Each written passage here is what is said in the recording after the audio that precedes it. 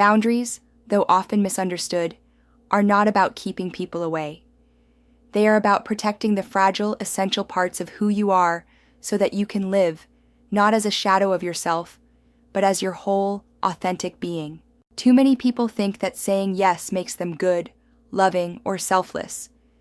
But saying yes when you want to say no is not kindness. It is self-betrayal. And self-betrayal, repeated often enough, becomes a habit that can hollow you out from within. Think about the times you've overcommitted. Maybe you've said yes to a project at work when you were already drowning in tasks. Maybe you've agreed to meet a friend when all you needed was rest.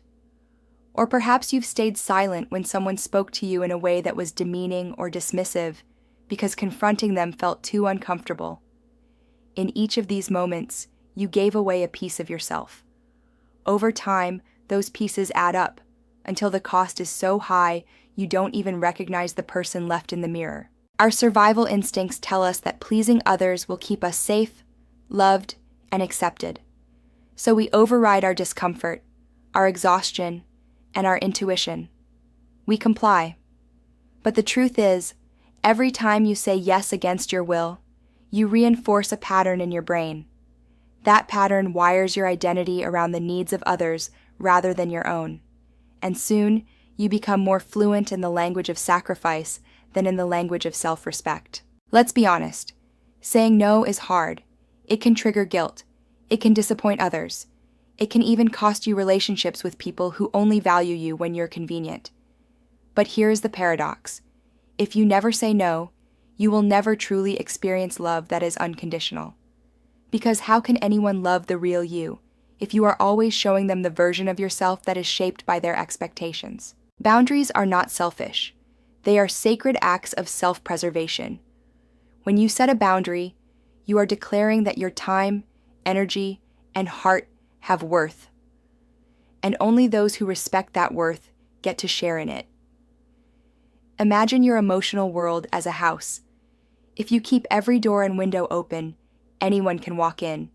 Those who bring warmth and laughter, but also those who bring chaos and destruction. One of the most powerful things to understand about boundaries is that they don't just protect you from others.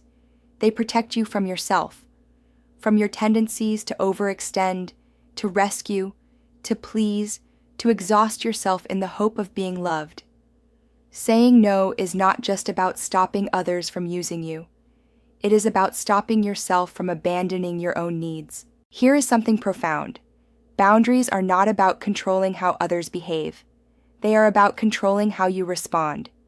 You cannot make people respect you, but you can make choices about what you will tolerate. If someone raises their voice at you, you cannot force them to be calm. But you can calmly state, "I will not continue this conversation if you yell at me." And if the yelling continues, you leave. That is a boundary. It is not punishment. It is self-protection. The science also shows that setting boundaries is essential for mental health. People who practice boundaries have lower rates of anxiety and depression.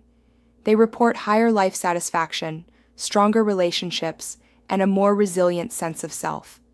This is because when you set a boundary, your brain receives a signal of safety. You are telling your nervous system that you are not trapped, not helpless, not at the mercy of others. You reclaim your agency. That feeling of empowerment builds emotional endurance, allowing you to face challenges without collapsing into resentment or exhaustion. It is important to note that boundaries look different for different people. For one person, it may mean refusing extra work on the weekend.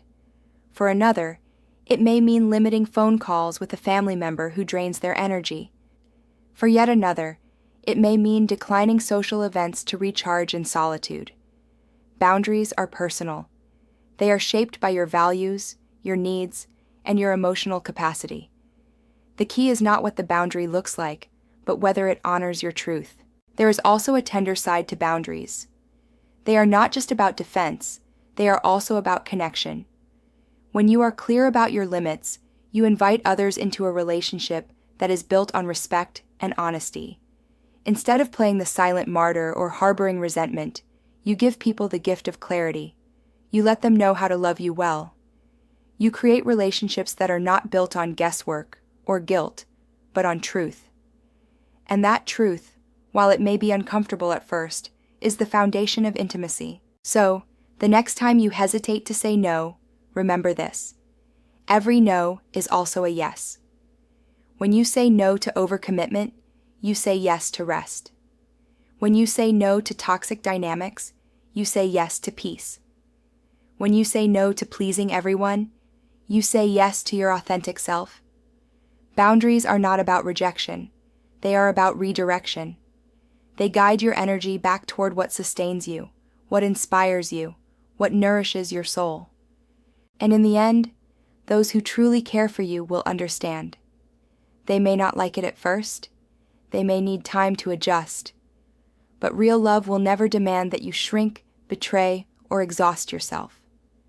Real love will meet your boundaries with respect, because it wants you to flourish, not fracture. And as you walk this path, remember that you are not alone.